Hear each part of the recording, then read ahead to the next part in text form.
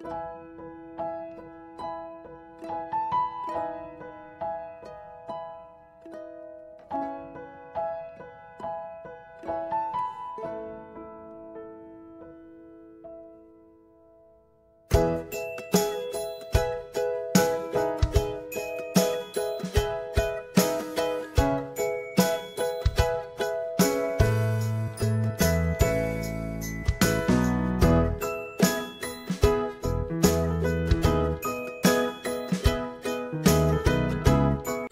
chào các bạn.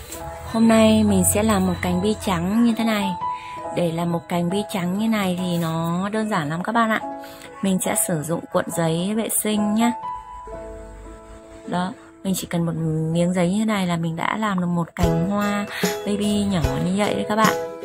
Ngoài ra thì mình sẽ sử dụng băng sáp màu xanh, kẽm 24, kéo, cái chọt, bút lông màu xanh nhé.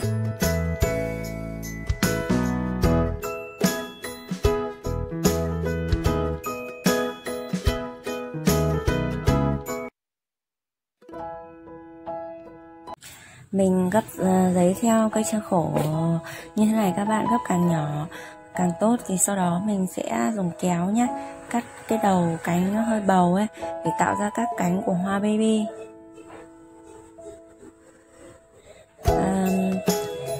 Một cái cánh của hoa baby á, có cái khổ cánh mình làm hiện tại là khoảng nửa cm, khoảng là 0,5 cm các bạn nhé.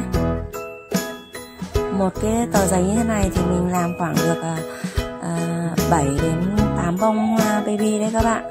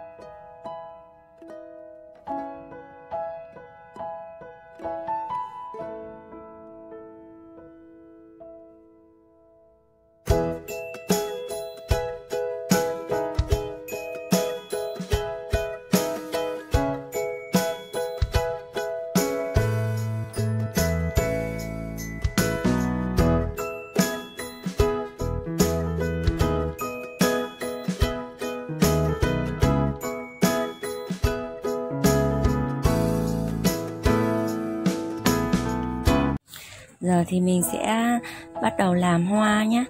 Mình dùng kẽm 24 và miếng giấy mình vừa cắt ấy, mình uốn vòng quanh cái cành này thôi.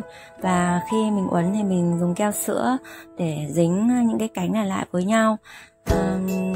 Vì giấy này nó rất là mỏng ấy, cho nên khi mình dùng keo thì mình dùng một ít keo chát phần đít dưới của cái bông hoa này nhé, để cho nó không bị dính nhiều ấy. Dính nhiều keo á, nếu mà dính nhiều keo thì mình làm nó rất là dễ bị rách nha. Bởi vì cái giấy này nó mỏng lắm. Mà làm cái này thì nó hơi cực một chút, là mình phải nâng niu hơn với những cái loại giấy khác ấy các bạn. Nhưng mà khi lên được bông hoa rồi nhìn rất là xinh luôn và rất là dễ thương.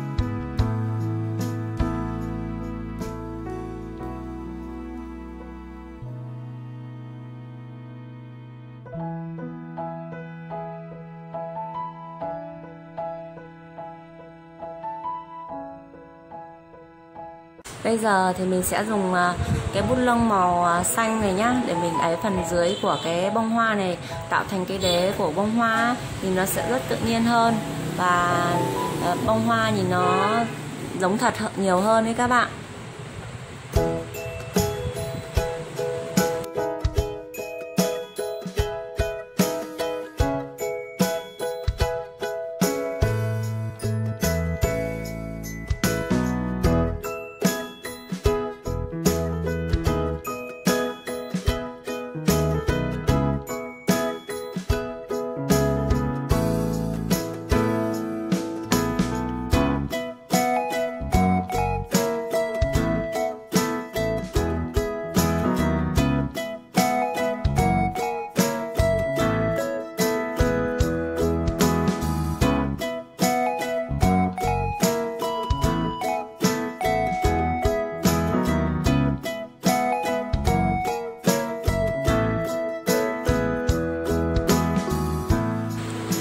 Sau khi xong thì mình sẽ gắn các bông hoa bi trắng này lên thành một cái cành nhé, một cái cành nhỏ, và vừa uốn bằng cái keo sáp xanh này các bạn. Mình uốn chặt tay nhé.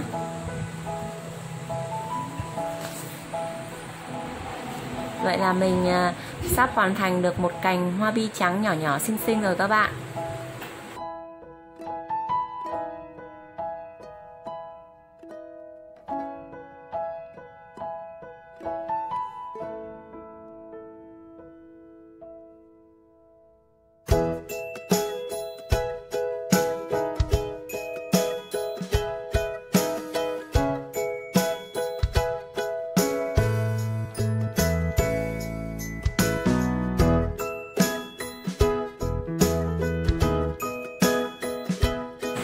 Mình gắn tất cả các cành nhỏ lại thành một cái cành lớn hơn để nó giống hình một cái cành hoa baby hơn đấy các bạn.